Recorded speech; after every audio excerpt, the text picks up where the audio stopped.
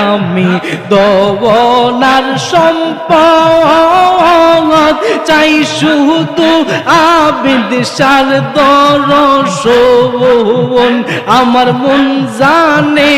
আমি জানি আমার মন জানে আমি জানি আমারে বানাইছে দয়ালু দাসী আমি মুর্শিদ নামের ভিখারি আমি দয়াল নামের ভিখারি আমারে বানাইছে দয়াল ও দাসী আল্লাহ আল্লাহ আল্লাহ আল্লাহ তোমরা